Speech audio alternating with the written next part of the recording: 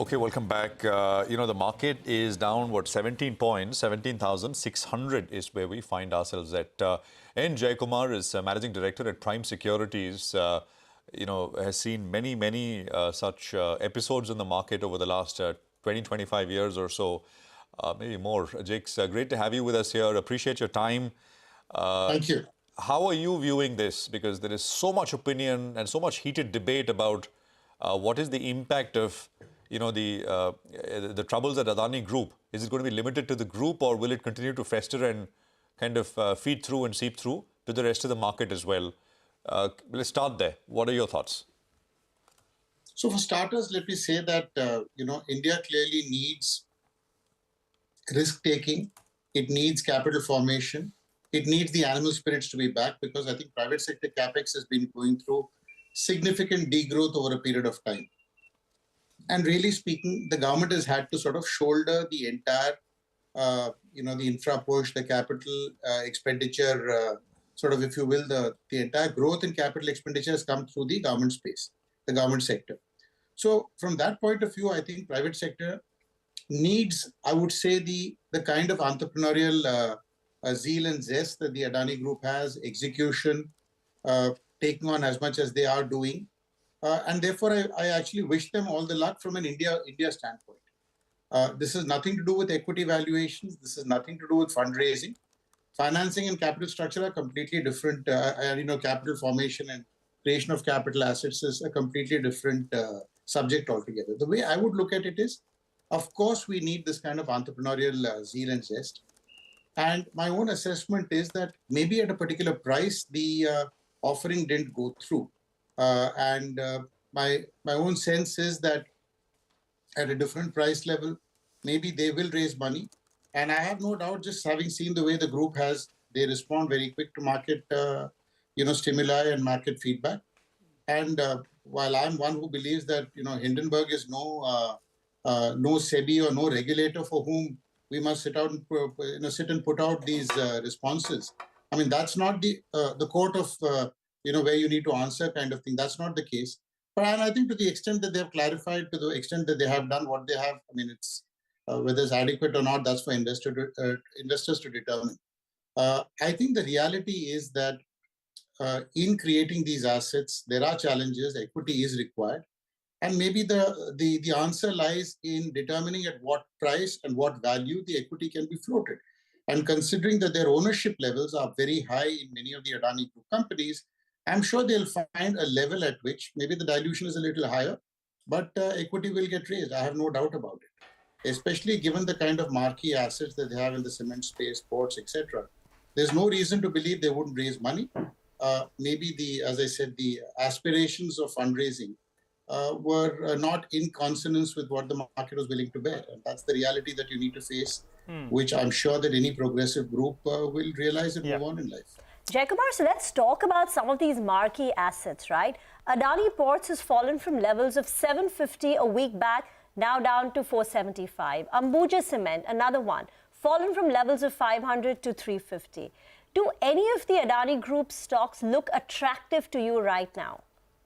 I'm not recommending any specific stocks. I don't talk specific stocks. I think the question clearly was, do you believe that the entire sort of happenings around this Adani thing will impact India, etc.? And my response was merely in conjunction in that context, which is to say that even from a group perspective, I wish them all the luck that at the right value, equity can be raised and will be raised. I have no doubt.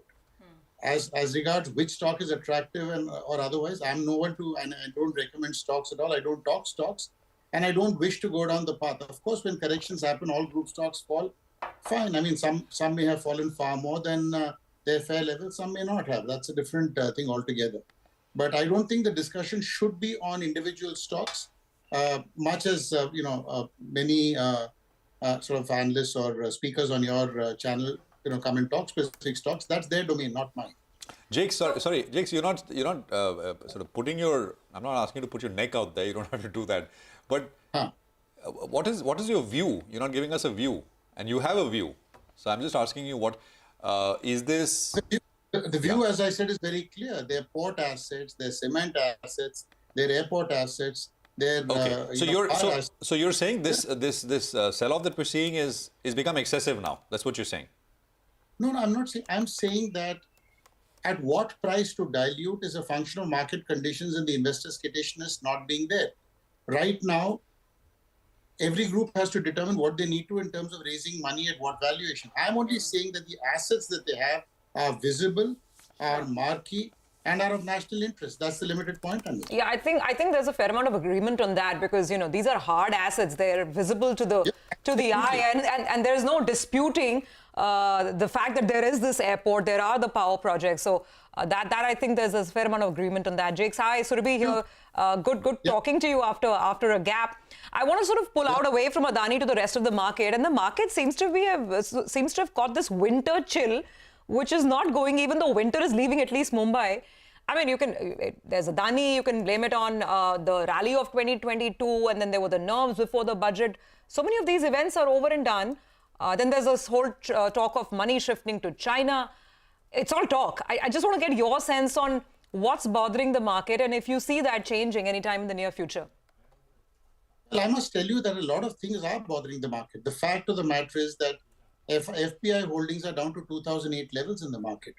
So they have been continuous sellers. They have seen a sharp outperformance as far as Indian markets are concerned.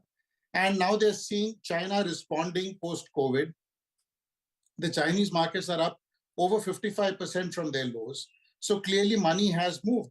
And internationally, or domestically for that matter, maybe less, but internationally funds move in consonance with where the returns are going to be, even in the short run, higher.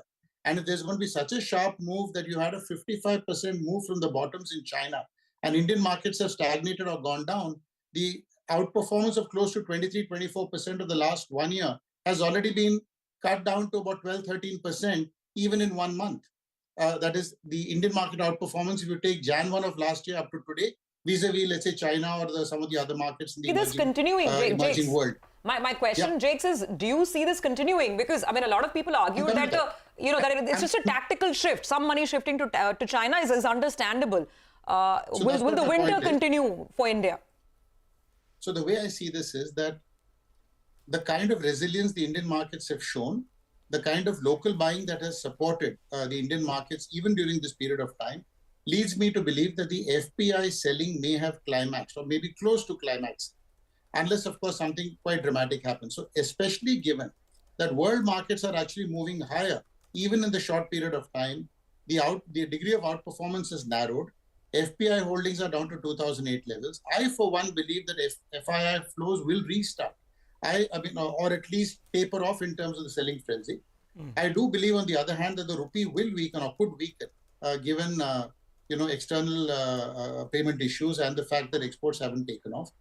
But the fact is that the Indian markets have shown resilience, and in the face of an international rise in most markets, I don't see the Indian markets continuing to underperform significantly. That's the point I'm making. All right, Jakes, before we let you go, I wanted your view on the PSU banking names. But for the time being, I just want to focus on the Titan numbers. We have a bit of a cheat sheet that comes in from Titan, normally. Sure. And, as we speak on the top line, there's a bit of a beat, or it's more or less in line. The problem is that the EBITDA number has missed estimates by close to around 8%.